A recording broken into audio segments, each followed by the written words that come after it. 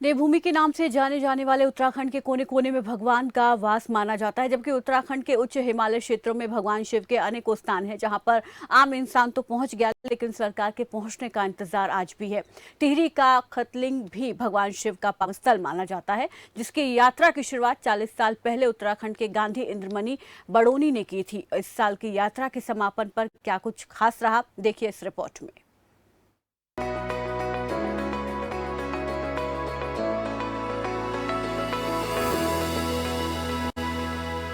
टिहरी जनपद का सीमांत घनसाली क्षेत्र अनेक धार्मिक और पर्यटन स्थलों के लिए जाना जाता है। इन्हीं खूबसूरत स्थानों में से एक है खतलिंग ग्लेशियर, जिसे भगवान शिव के प्रमुख स्थानों में जाना जाता है। यहाँ देश विदेश से तमाम पर्यटक आते हैं, जबकि इस खूबसूरत धार्मिक स्थान की खोज उत्तराखंड के गांधी कहे जाने वाले उत्तराखंड आंदोलन के नायक दिवंगत इंद्रमणि बडोनी ने आज से 40 साल पहले की थी। इस महायात्रा को चलते 40 साल हो गए, लेकिन सरकार आज तक यहां नहीं पहुंच पाई। बता दें कि 40वीं खतलिंग हिमालय जागरण यात्रा महोत्सव के समापन पर नवजीवन आश्रम इंटर कॉलेज घत्तू में क्षेत्र के तमाम स्कूलों के छात्र छात्राओं ने शानदार सांस्कृतिक प्रस्तुतियां दी। तो वहीं पर्वतीय लोक विकास समिति के अध्यक्ष और कार्यक्रम आयोजक सूर्य प्रकाश सेमवाल ने बताया कि 1984 में पहाड़ के गांधी इंद्रमणि बडोनी ने इस यात्रा का आगाज किया था। उन्होंने बताया कि जिस प्रकार अमरनाथ में भगवान शिव का धाम है, उसी प्रकार खतलिंग में भी शिवलिंग है। इंद्रमणि बडोनी का घत्तू क्षेत्र से विशेष लगाव था, जबकि खतलिंग को उन्होंने उस दौरान उत्तराखंड का 5वां धाम बनाने की मांग की थी। सूर्य प्रकाश सेमवाल ने बताया कि खतलिंग बडोनी जी का सिर्फ धार्मिक उद्देश्य नहीं था, बल्कि इस यात्रा के साथ साथ गंगी जैसे सीमांत क्षेत्रों को विकास की मुख्य धारा से जोड़ना भी था। लेकिन जनप्रतिनिधियों की अनदेखी के कारण यहाँ पर विकास नहीं पहुँच पाया, जबकि सरकार और पर्यटन विभाग ने खतलिंग को ट्रैक ऑफ द ईयर घोषित किया, लेकिन वो कारगर रूप से लागू नहीं हुआ। हालांकि 2015 से दिवंगत सुंदरलाल बहुगुणा ने इस यात्रा को खतलिंग हिमालय जागरण यात्रा का नाम देते हुए आगे बढ़ाया। तो वहीं उन्होंने बताया कि खतलिंग यात्रा के साथ साथ पनवाली, सहस्त्राल, महसरताल आदि स्थानों की यात्रा भी की जाती है। बट जी, ये जो महायात्रा है, ये इस बार जो खतलिंग हिमालय जागरण महायात्रा 40वां उसका एडिशन है। 1984 में जब पहाड़ के गांधी और पर्वत गौरव, हिमालय गौरव हम जिनको कहते हैं, स्वर्गीय इंद्रमणि बडोनी जी ने ये शुरू की थी। मुख्य उद्देश्य ये था कि जिस प्रकार अमरनाथ में भगवान शिव भोले शंकर का परम धाम है, उसी प्रकार कहते हैं कि खतलिंग में जो स्फटिक है, शिवलिंग है, वो खतलिंग को 5वां धाम का कल्पना उस समय पहाड़ के गांधी इंद्रमणि बडोनी जी ने की थी। इंद्रमणि बडोनी जी इसके माध्यम से इस क्षेत्र के धार्मिक सांस्कृतिक विकास के साथ साथ यहाँ का जो पर्यटन का विकास है, और इसके साथ ही गंगी गांव जो हमारा जनजातीय गांव है, जो गुत्तू से बहुत ही दूर था और दुर्गम था, वहाँ कोई भी व्यवस्था नहीं थी।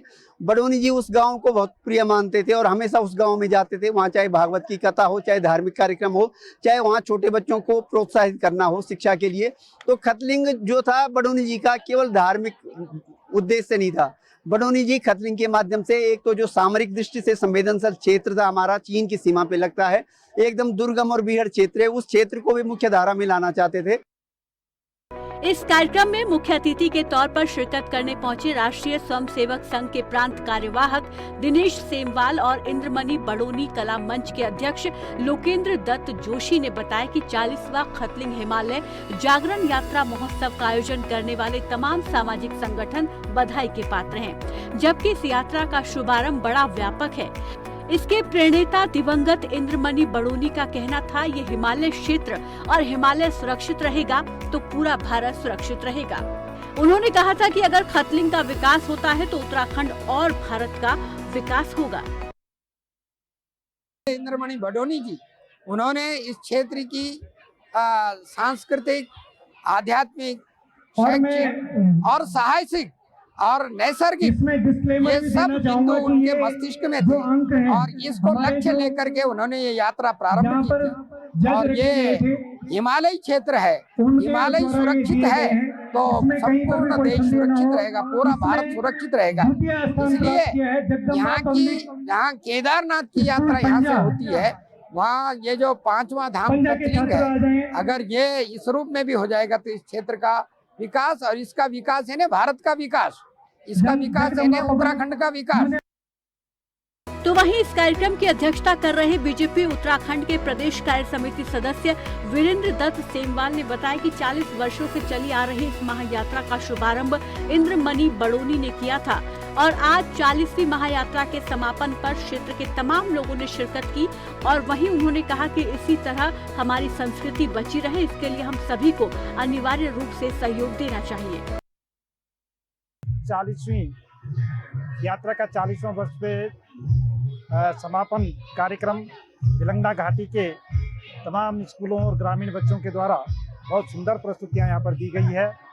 इस यात्रा का उद्देश्य रहा है कि पूरे उत्तराखंड को धार्मिक, साहसिक और नैसर्गिक पर्यटन को बढ़ावा देते हुए यह यात्रा पूरे उत्तराखंड में तीर्थाटन का मॉडल बने और पूरे उत्तराखंड में हमारी जो सांस्कृतिक और धार्मिक पहचान है वो बरकरार रहे, और जो कोर संस्कृति है, जो पाश्चात्य संस्कृति से बचाना हमारा एक नैतिक दायित्व बनता है।